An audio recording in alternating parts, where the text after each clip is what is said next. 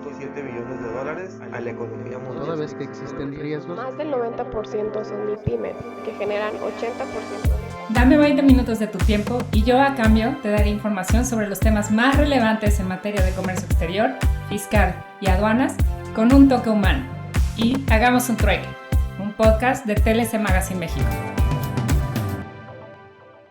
Hola, ¿qué tal? Buenas tardes, bienvenidos a Hagamos un Trueque, un evento de TLC Magazine México. El día de hoy tenemos de invitado al doctor Héctor Díaz Arzola, que nos va a hablar de los Incoterms en la logística. Bienvenidos a todos los que se están uniendo. Vemos que por aquí se une, conocidos de la escuela, de aquí de Hagamos un Trueque, de diferentes partes, y les damos la bienvenida. Si me permite, maestro, doctor, voy a presentar su semblanza.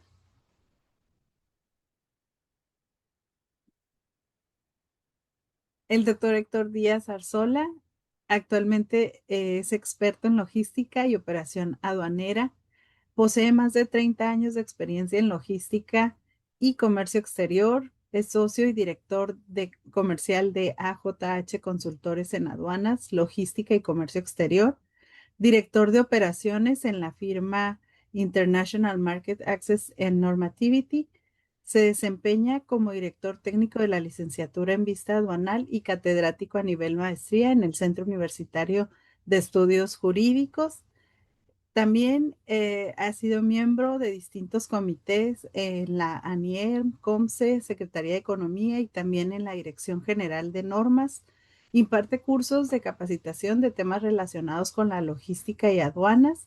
También es autor del libro La logística funcional en el comercio internacional y coautor del libro llamado El TMEC comentado. Pues ahora sí, les damos la bienvenida. Buenas tardes, doctor Máximo, bienvenido. Qué gusto tenerlo también. Saludos a todos los que se siguen conectando. Buenas tardes. Y Hola, les doctor. Buenas recordamos, tardes. sí, bienvenido, doctor. Les recordamos a todos que pueden poner sus preguntas a través del chat y al final tendremos un tiempo de preguntas y respuestas. Ahora sí, doctor Héctor, le cedo el micrófono.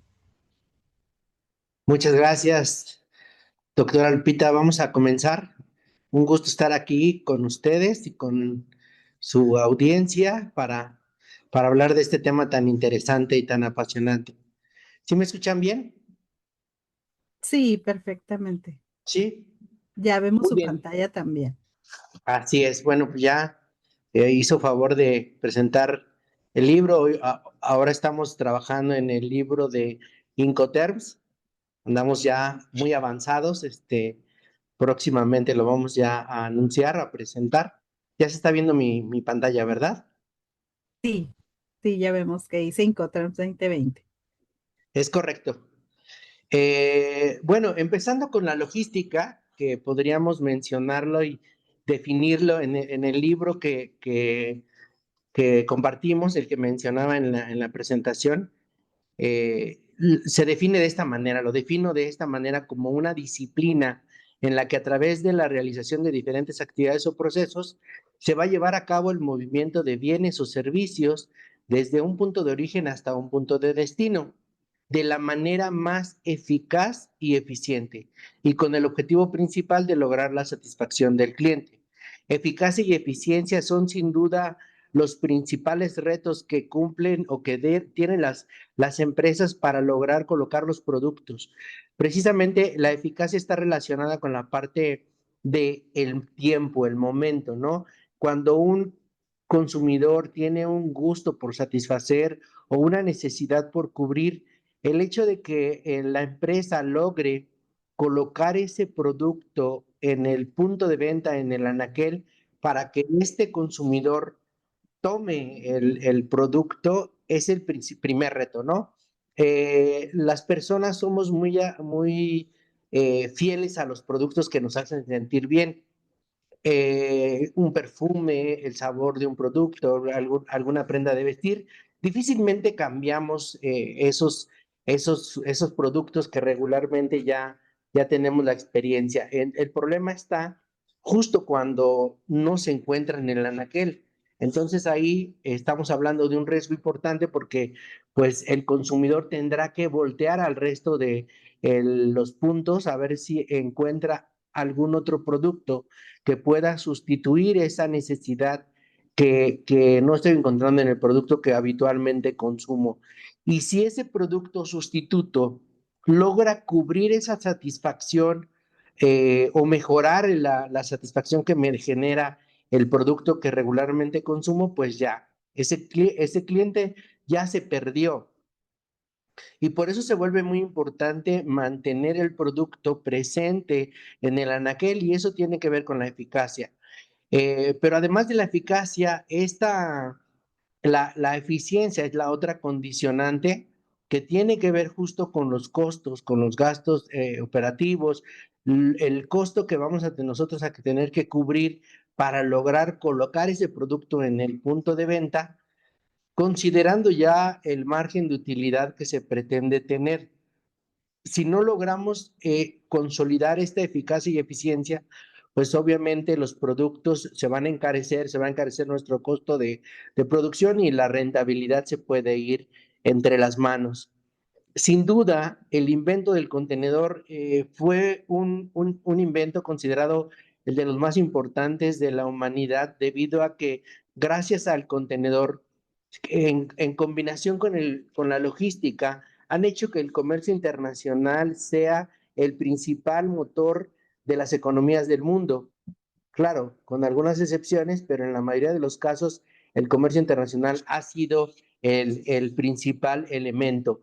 Sabemos que se está pasando por situaciones interesantes, cambios disruptivos importantes que van a traer una reconfiguración. Sin embargo, hasta hoy todavía el comercio internacional se ha vuelto la parte más importante en lo que son las economías del mundo.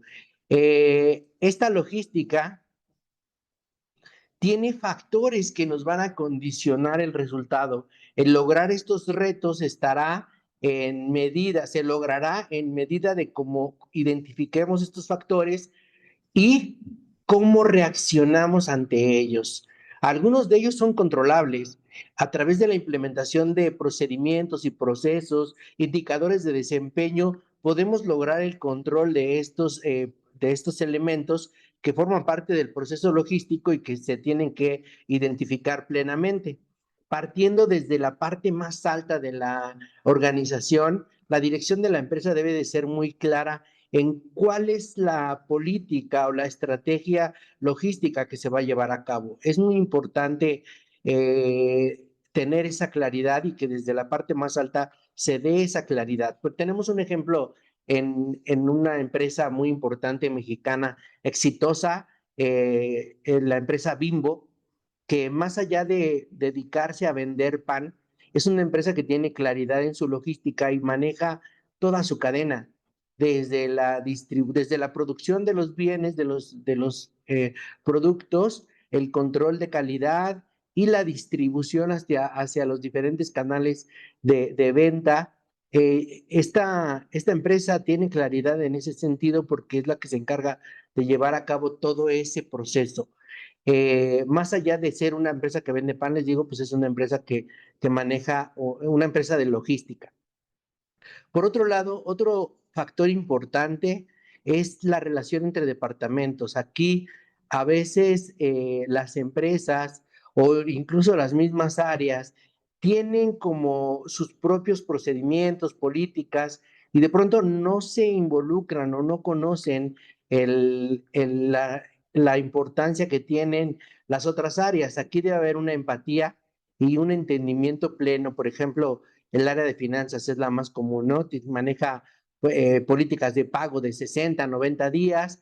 Sin embargo, pues en la logística tenemos clientes proveedores que no nos dan crédito y que tenemos que pagar de inmediato el servicio. Por ejemplo, cuando tenemos que pagar los impuestos de importación, pues obviamente la autoridad no nos va a financiar, no tenemos crédito para pagar los impuestos, entonces debe haber cierta flexibilidad. Esa es la parte importante y el entendimiento que deben de tener las áreas que finalmente todas están involucradas en el proceso logístico.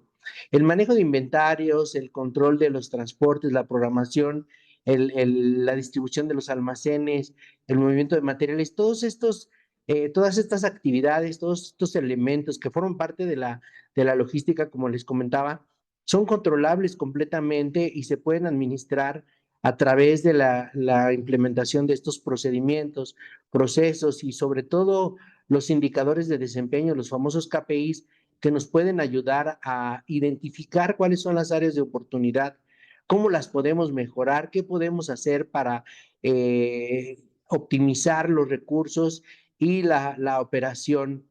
Estos factores nos hacen entender que la logística, más allá de un proceso, es un elemento biológico que está en constante movimiento y que obviamente necesita ser administrado de una manera muy cercana y muy disciplinada. Por eso es que al principio en el libro se menciona como una disciplina. Los factores que no se pueden controlar y que se encuentran dentro de la empresa son el producto, el canal de distribución y el precio de venta. Estos definitivamente son controlados por el consumidor, por el mercado. El consumidor es el que decide qué producto va a comprar, qué precio está dispuesto a pagar por él y sobre qué canal de distribución lo puede localizar. Aquí es importante destacar que sin importar el, que el producto sea muy bueno, a final de cuentas, si al consumidor final no le llena el ojo, pues prácticamente el producto se va a quedar ahí, ¿no?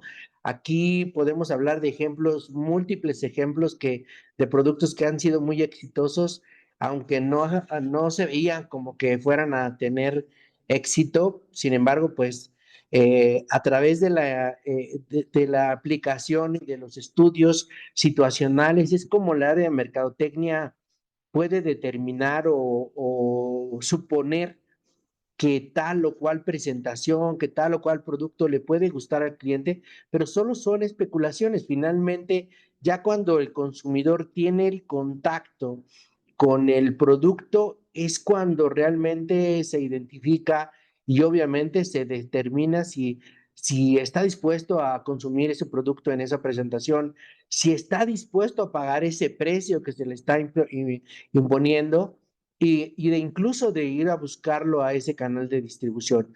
Hoy por hoy hemos identificado con las ventas en línea un gran reto para las empresas que tienen sus principales ventas en el mercado retail, en las tiendas establecidas, ya que estas tiendas en línea o estas ventas en línea, pues los han dejado a veces fuera de competencia por precios o por incluso eficiencia, ¿no? El famoso just in time podría ser un factor muy importante en este sentido, en ese canal, y hasta la fecha pues ha logrado ganar una gran cantidad de consumidores. A partir de la pandemia, estas ventas en línea se incrementaron en nuestro país, aunque ya había una proyección de que iban a crecer de manera discreta. De pronto la pandemia y estos cambios disruptivos provocaron que los consumidores se familiarizaran más con este tipo de plataformas y obviamente pues pusieron en riesgo a los mercados, a las tiendas retail. Ahora bien, en los factores externos que se encuentran fuera de la empresa y que estamos hablando justo del entorno donde se va a realizar toda esta logística, encontramos en México una gran cantidad de retos, ¿no? Lo vimos ayer justamente con todo este problema que se presentó. Hoy en día tenemos alertas y bloqueos y cosas que pasan en nuestro país de manera frecuente, lamentablemente, por el tema de la inseguridad. El entorno político y social de nuestro país es desafiante para las empresas y tienen que estar buscando medidas, alternativas, cuestiones, cómo resolver este problema. Y aquí es muy importante eso, ¿no? Las personas que estamos metidas en la logística necesitamos estar enterados de cuáles son las cosas, qué cosas están pasando, cuál es la mejor opción, cuál es mi plan B, cuál es mi plan C, no quedarnos con un solo plan, porque si no, pues empezamos a recibir el impacto y a ser afectados gravemente. En este sentido, les puedo platicar una empresa que se dedica a vender aceites de automóviles.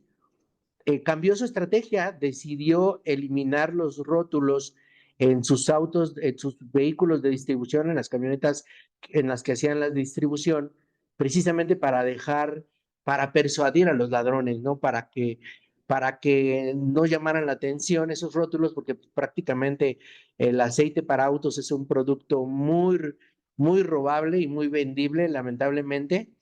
Y pues obviamente estas empresas empezaron a utilizar eh, camionetas con los rótulos de frutas y verduras, y de esa manera, de alguna manera, controlaban o prácticamente persuadían a los ladrones.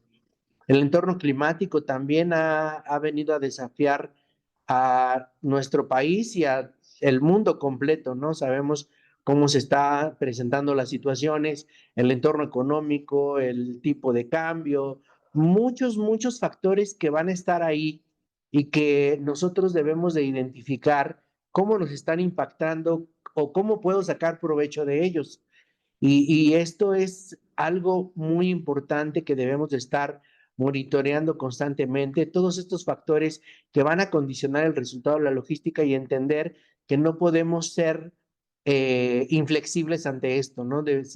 La logística requiere de mucha flexibilidad, pero también de procedimientos y estándares bien definidos, precisamente para evitar pérdidas importantes. Ahora bien, entrando de lleno a los Incoterms, términos internacionales de comercio, que están relacionados en su mayoría en todo lo que es el proceso logístico, desde lo que es el producto, la entrega, la distribución, el tránsito internacional, todo tiene que ver con el proceso logístico, todo tiene que ver o está relacionado para el tema de los Incoterms. ¿De qué manera? Haciendo una pequeña reflexión, me regreso a la parte de el comercio internacional que les comentaba yo al principio. Este es uno de los factores dinamizadores del crecimiento económico de los países. El intercambio de productos permite que la especialización productiva genere un cierto bienestar para el conjunto de los ciudadanos, y el comercio consigue que bienes que se fabrican de manera más eficiente o con costos comparativamente menores, se puede acceder a ellos. Ahora, con todas estas medidas se ha logrado que el nivel de vida de millones de personas haya mejorado constantemente, atendiendo a la política a la teoría del padre del comercio internacional, Adam Smith, que decía que la riqueza de un país no se va a medir por la cantidad de oro que pudiese tener en sus reservas, sino por la calidad de vida que tienen las personas que habitan ese país, gracias a poder acceder a los bienes que se producen en diferentes partes del mundo. Muy bien. Sin embargo, esto no siempre ha sido tan fluido, ¿no? Había cierta desconfianza entre vendedor y comprador, precisamente por el punto de la logística. En este sentido, la logística, los riesgos que se pudiesen presentar, ponían en un predicamento a las empresas, y por eso es que no se podían poner de acuerdo entre lo que era básicamente el tema del riesgo. Entonces el vendedor decía, ¿sabes qué? Pues yo ya te mandé el producto, yo ya te lo embarqué, ya es tu problema. Y el comprador decía, oye, pues yo no he recibido nada. Y no se ponían de acuerdo. Entonces esto, cuando se presentaba un siniestro, alguna situación indeseable, que el riesgo siempre está ahí latente, decimos en el libro una frase muy importante, que la única constante de la logística es la inconstancia.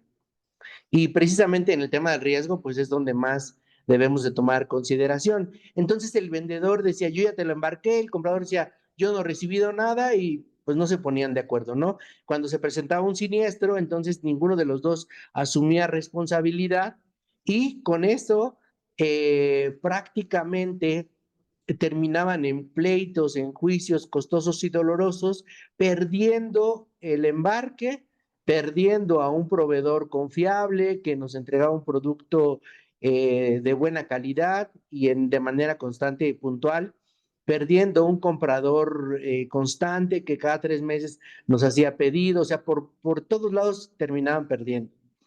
Entonces, aquí un grupo de mercaderes franceses creó la Cámara de Comercio Internacional en el año de 1919.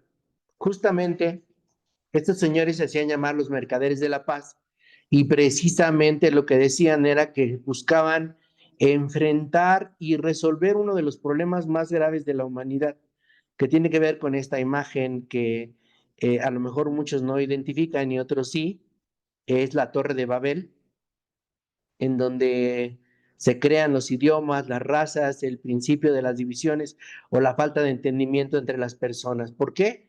Por vestigios de Dios. Pero bueno, ¿cuál es el punto aquí?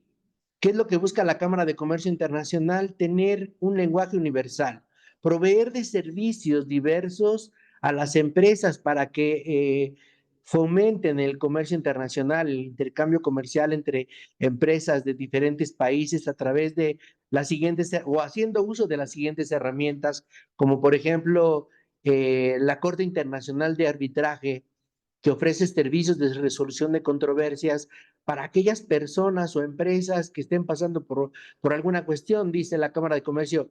A ver, no tenemos que llegar a juicios costosos y dolorosos. Podemos, a través de un arbitraje, llegar a un punto medio donde, así como sabemos que en los negocios siempre es ganar, ganar, bueno, cuando toque perder, sepamos y aprendamos al perder, perder. Cada quien asume su responsabilidad, cada quien se lleva su golpe y continuamos con el negocio. Aquí lo más importante, lo que se busca en los arbitrajes es resolver una problemática, una diferencia de manera amistosa con el objetivo principal de no perder el negocio, no perder lo más importante, porque seguramente con las siguientes compras y ventas seguramente nos vamos a recuperar.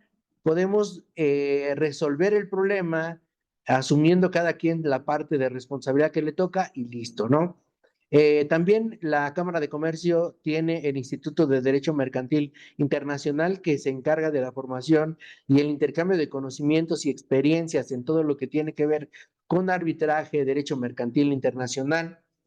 ¿Para qué? Para crear un aprendizaje mutuo en donde las personas y sus experiencias, dependiendo de los territorios geográficos, puedan compartir sus vivencias, cómo resolvieron problemáticas, y eso puede servir mucho para poder, como dicen por ahí, aprender en cabeza ajena. También la Federación Mundial de Cámaras, que es la red mundial más grande de cámaras de comercio, que se encarga de manejar lo que es el carnet IATA. Es importante pertenecer a las cámaras porque con esto se da una validación importante. Miren, ahorita con todos los temas de los cambios en la ley aduanera, una de las formas como estamos a través de la agencia aduanal validando que una empresa pues es una empresa seria es si pertenece a alguna cámara. Si pertenece a alguna cámara, quiere decir que ya fue validado previamente por un tercero, por una cámara de las que hay en nuestro país, y eso nos ayuda mucho para tener un poco de certidumbre. Entonces, es importante esta parte. Servicios de prevención de delitos comerciales, en donde luchan contra la piratería, el fraude financiero y las falsificaciones, entre otros. Y finalmente también cuenta con su propia editorial, donde se van a proveer de información diversa, entre ellas, obviamente, el libro de los 5 terms. Este libro que pues se publica cada 10 años y que trae consigo pues todas las reglas y las condicionantes, recomendaciones que hace la Cámara de Comercio Internacional para el uso en los contratos comerciales. Ok.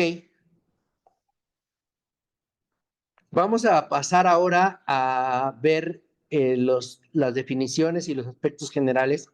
Les quiero comentar que precisamente la Cámara de Comercio Internacional, en esta versión que es la más reciente, bueno, la última versión que salió, eh, la Cámara de Comercio no hizo grandes cambios de forma, sí hizo muchos cambios de fondo, pero no muchos de forma.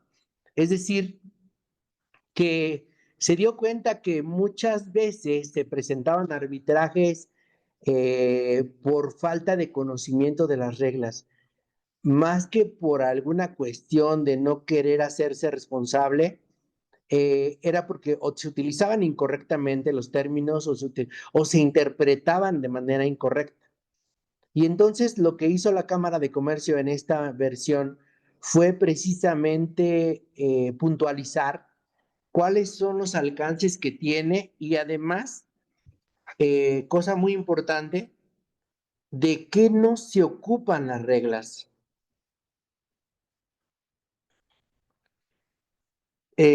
Precisamente de qué no se ocupan las reglas, ese es el punto más importante. Veamos aquí algunos de los temas. Como les comentaba, términos internacionales de comercio, por sus siglas en inglés, International Commercial Terms, publicados por primera ocasión en el año de 1936, hasta la fecha modificados en 8 ocasiones, a partir de 1980, cuando son reconocidos por la Convención de Viena para plasmarlos en los contratos internacionales de compraventa, se crea una regla no escrita donde cada 10 años se actualizan las reglas, esto con el fin de dar mayor claridad y de considerar las actualizaciones relacionadas con las nuevas formas de hacer negocio, con los nuevos medios de transporte, con los avances tecnológicos y comerciales que se van dando. ¿Para qué nos sirven estas reglas?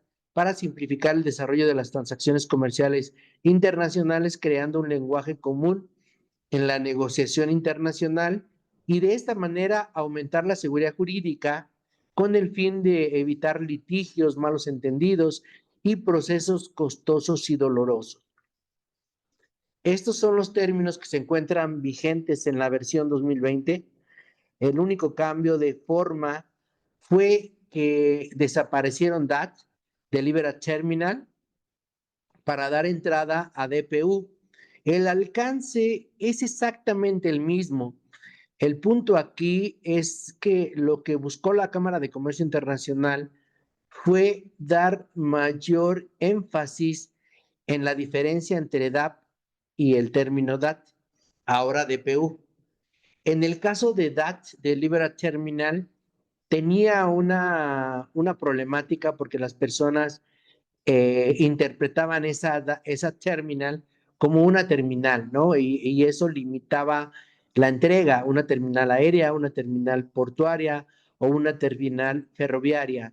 Se sustituye la T de terminal por place, la P de place, un lugar. Y entonces, dice la Cámara de Comercio, ¿qué fue lo que hicimos con esto? Dar mayor flexibilidad a este Incoterm. Quitar la limitante de una terminal para poner un place, un lugar, y establecer que se puede entregar en cualquier lugar. Puede ser en una terminal, puede ser en una bodega, puede ser en las instalaciones de la aduana, puede ser incluso sobre la carretera. El chiste es que se pongan de acuerdo entre vendedor y comprador y el lugar queda completamente abierto.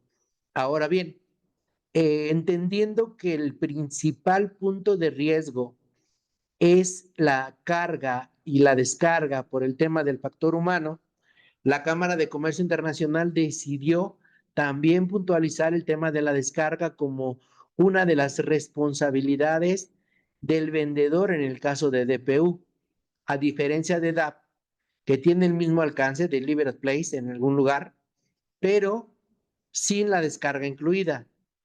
Entonces, DPU obliga al vendedor a entregar en algún lugar, cualquiera que este sea, que se pongan de acuerdo ambas partes, incluyendo la descarga. Es decir, el vendedor tiene que descargar la mercancía.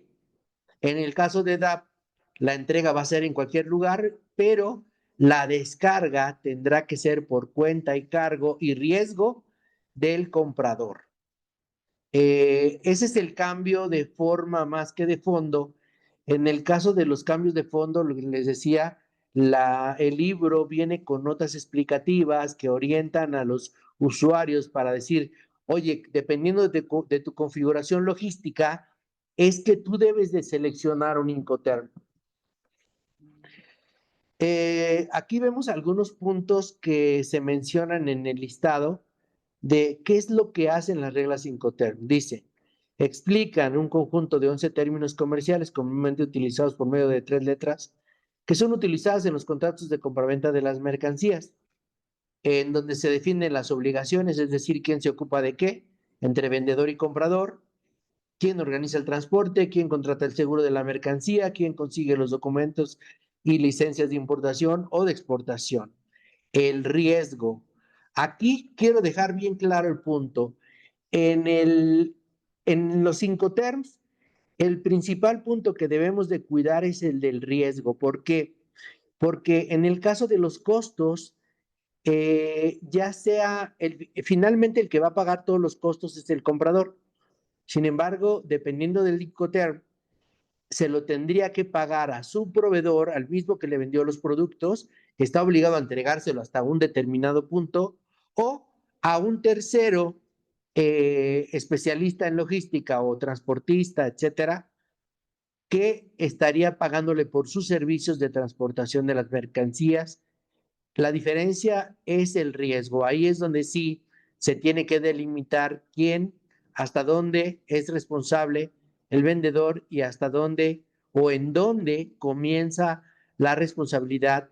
Es decir, cualquier cosa que le pase a la mercancía a partir de este punto es responsabilidad del comprador. Ese es el punto importante. Estos temas de quién, obligaciones, riesgo y costos están delimitados por 10 artículos para el vendedor y 10 para el comprador. Básicamente, aquí sí hay un cambio importante de fondo, como les decía.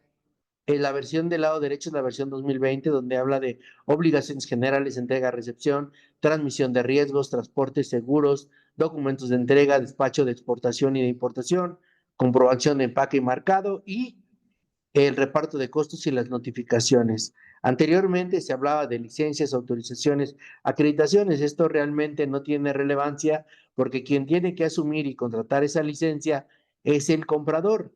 El vendedor no tiene esa injerencia. Entonces, aquí se hicieron cambios importantes, se le dio más claridad a los usuarios precisamente para que vieran y se enfocaran principalmente en las obligaciones, en la entrega y sobre todo en la transmisión de los riesgos. Sin embargo, la Cámara de Comercio decidió también destacar de qué no se ocupan las reglas Incoterms. Dice, si existe o no un contrato de compraventa, si las especificaciones de la mercancía vendida. En el punto número 1, la Cámara de Comercio Internacional recomienda e insiste que sí debe tener un contrato de compraventa donde se consideren todas las cuestiones que pudiesen presentarse. Sin embargo, no te puede obligar al que tengas un contrato. Regularmente, muchas personas hacemos una orden de compra y resumimos el servicio así, erróneamente. La Cámara de Comercio recomienda, pero no te obliga a tener un contrato de compraventa. Tampoco tienen alcance en las especificaciones de la mercancía vendida. Aquí es muy importante que se detalle de la mejor manera o de la manera más clara estas especificaciones. Imagínense que compramos un contenedor de calzado para mujer, pero no decidimos o no indicamos especificaciones, no le decimos al proveedor, oye, me tienes que mandar de la talla 2,5 a la 6, de tal y tal, y resulta que ellos te mandan de la 6 a la 10 porque pues, nunca recibió una instrucción de tu parte. Imagínense calzado de talla 6 a la 10 para mujer en colores rosa, lila y amarillo. Para el mercado mexicano de esa talla va a ser muy difícil colocar esos productos. Entonces se vuelve muy importante y lo resalta la Cámara de Comercio. ¿No? En ninguna regla Incoterm se tienen un alcance en las especificaciones de la mercancía. Tampoco en el momento, lugar, método, divisa del pago del precio de la mercancía, ni en los recursos jurídicos disponibles en caso de incumplimiento del contrato de compraventa, ni de las consecuencias de demoras y otros incumplimientos en la ejecución de obligaciones contractuales, la prohibición para exportar o importar, los derechos de propiedad intelectual y, lo más importante, ninguna regla se ocupa de la transmisión de la propiedad, título o posesión de la mercancía vendida. Regularmente esto se da cuando se termina de pagar la mercancía, pero cuando tenemos esquemas de crédito, se debe plasmar en el contrato de compraventa, porque ninguna regla va a tener injerencia en ese punto. ¿Cuáles son los puntos importantes? Se ha hecho más hincapié en la introducción de la toma de la elección correcta a través de las notas explicativas. Se explica más claramente la demarcación y conexión que existe entre el contrato de compraventa y los contratos accesorios, y se actualizan las notas, que ahora son notas explicativas. Aquí voy a pasar a la siguiente. Ya por tiempo me voy a ir un poquito más rápido. La Cámara de Comercio Internacional menciona insistentemente que el término ex works no debe ser utilizado en operaciones internacionales. Esto ha generado mucha confusión, pero la claridad trató la Cámara de Comercio de dar mucha claridad en este sentido. Ex works es un término donde el vendedor tiene muy limitada su responsabilidad. Solo tiene que poner a disposición del comprador el producto sin asumir la responsabilidad ni siquiera de la maniobra de carga al primer transporte. Entonces, la Cámara de Comercio Internacional recomienda que si no puedes tú controlar la maniobra de carga en el transporte, entonces no sería ex-works el término que vas a utilizar o que deberías utilizar. El término correcto es FCA. ¿Qué sucede? En las prácticas, la realidad es que siempre cuando nosotros contratamos un servicio door-to-door de la naviera, prácticamente asumimos que es un ex-works, y no es así por el tema de la maniobra de carga.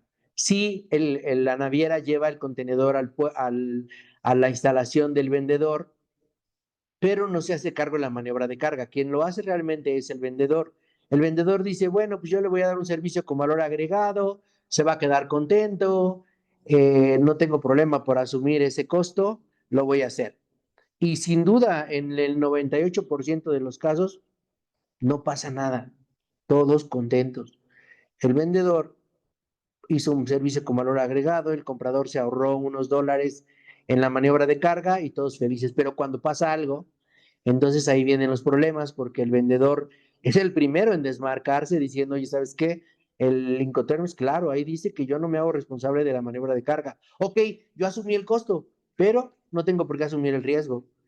Y es tu problema, o sea, te lo puedo reparar, Imagínense que es una maquinaria de alto valor que se le cayó al montacarguista y que llegó a su destino. Sí, se me cayó, pero pues ya sabes, el riesgo es tuyo. Y entonces te puedo arreglar la máquina, pero tienes que pagar los viáticos del técnico y las refacciones que haya que cambiar. Este es el problema.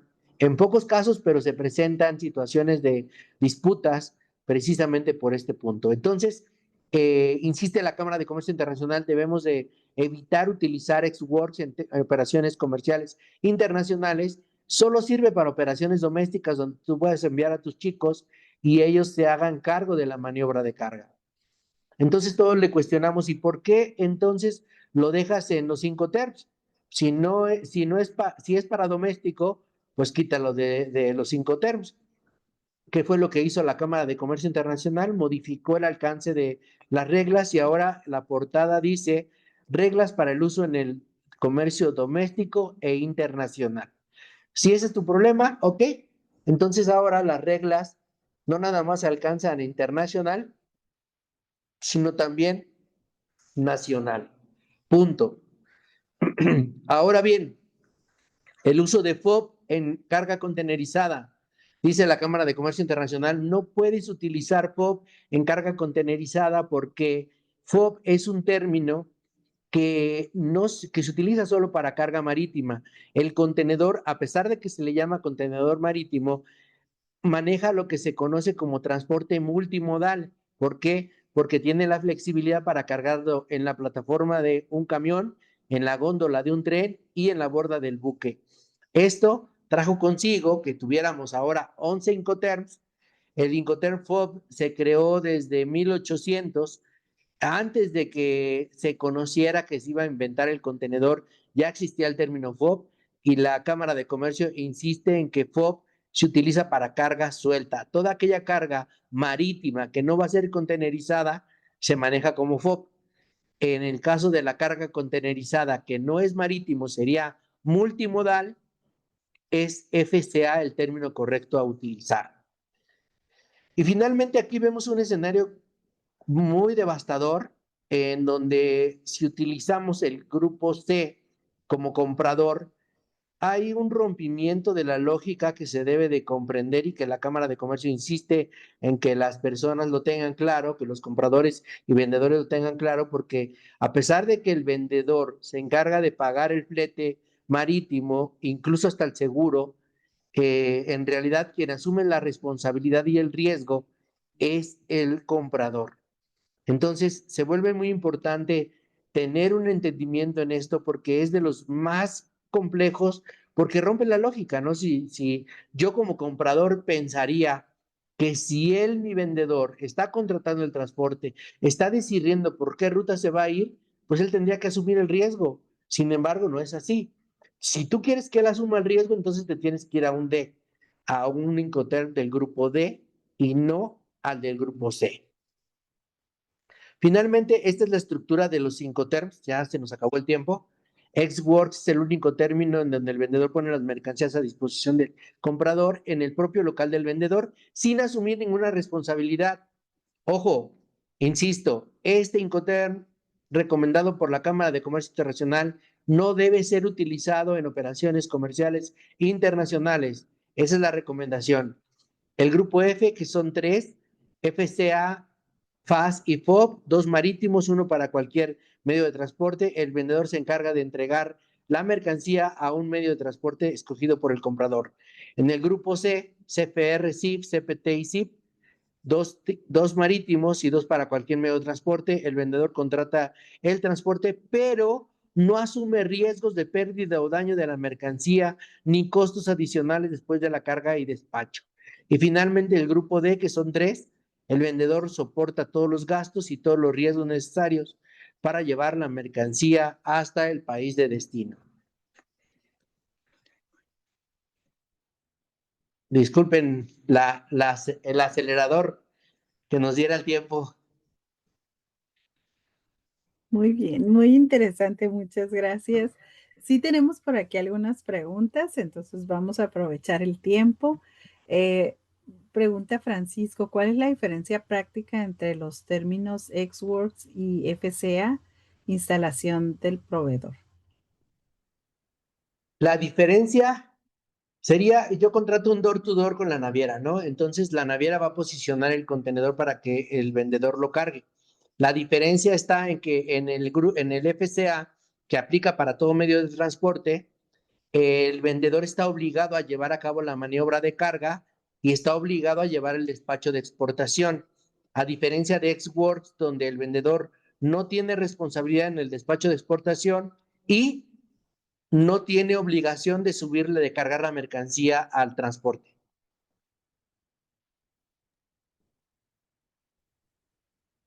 Muy bien. También nos pregunta qué efectos tiene en el despacho aduanal el utilizar un Incoterm, porque comenta que en Estados Unidos casi siempre le ponen FOB en la mayoría de los embarques terrestres que vienen con destino a México, pero si en realidad son otro Incoterm, se consideraría como un dato inexacto y que sea Es multable. correcto, puede tener una multa o un cuestionamiento de parte de la autoridad. Sí debe revisar el término porque no podría utilizar FOB, porque es exclusivamente para tráfico marítimo. Ok, muy bien. Otra pregunta rápida aquí. Eh, Comenta Israel, ¿qué nos puede decir de los rafts? Son reglamentaciones que se utilizaban antes de los Incoterms, pero están configuradas para el comercio en Estados Unidos. Dejaron de ser reconocidas para los contratos de compraventa, sin embargo, todavía algunas empresas los utilizan. Ujú. Bien.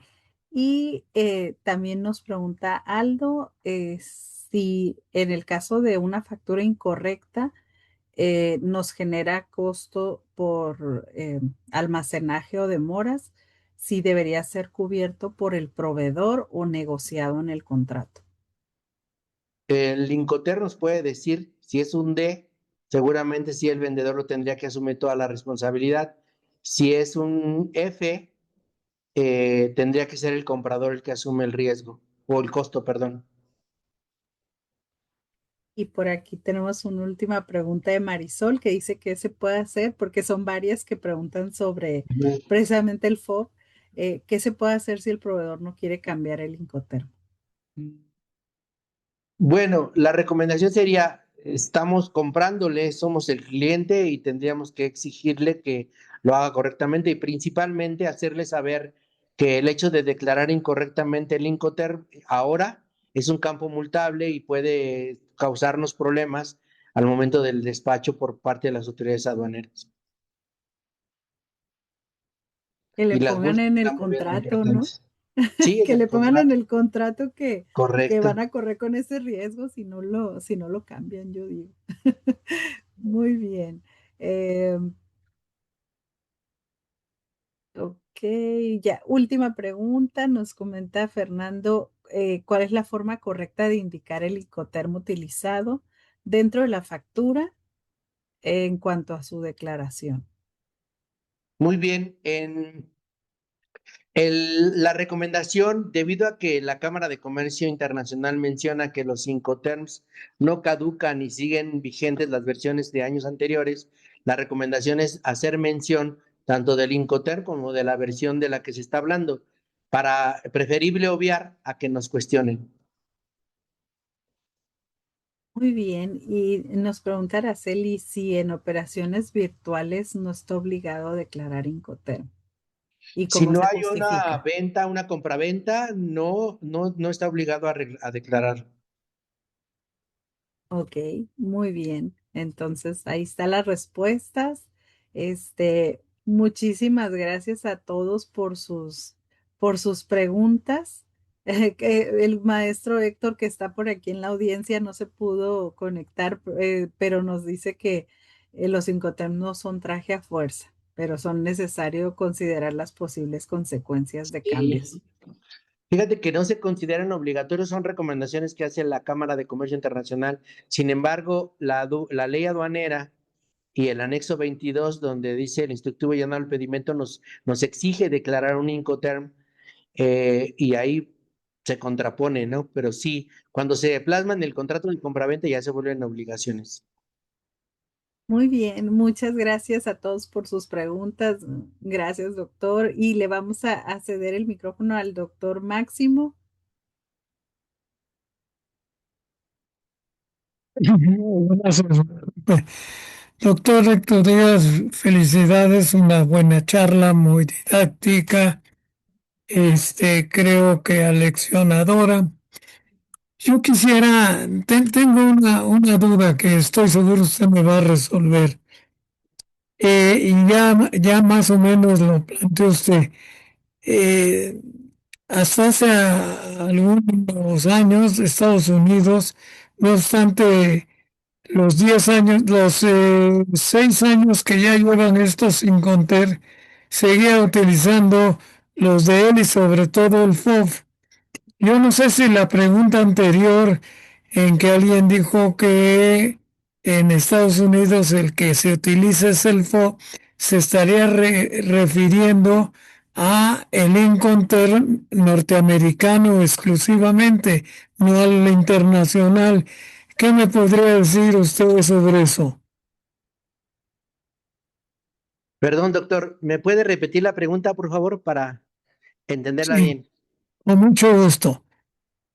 Los Estados Unidos aplicaban su Sin Conter y fundamentalmente el FOB, Fear and War.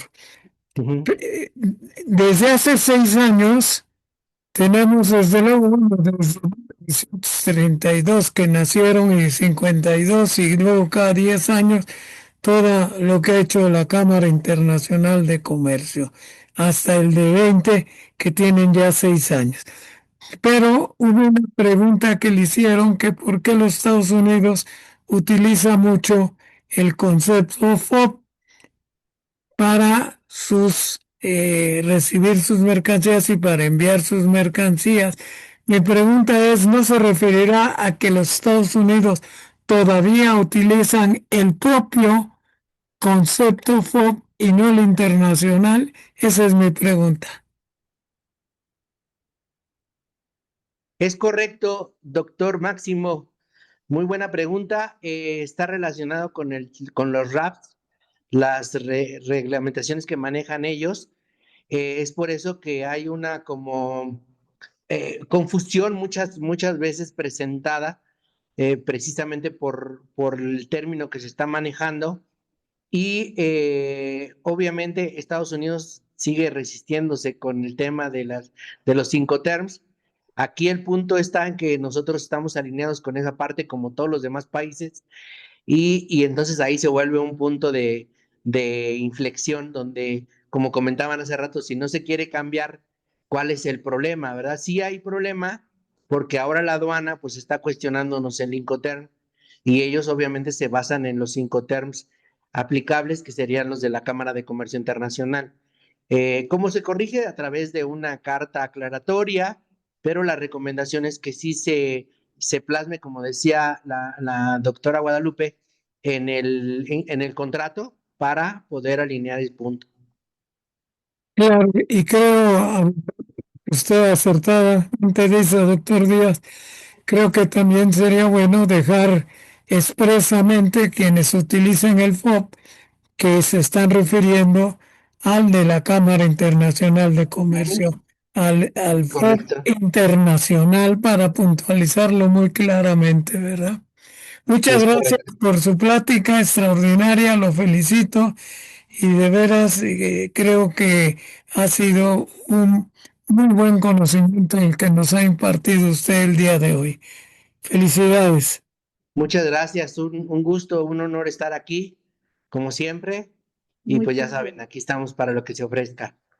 muchas Gracias. gracias. Pues si me permite, vamos a entregar el reconocimiento TLC Magazine México y hagamos un trueque.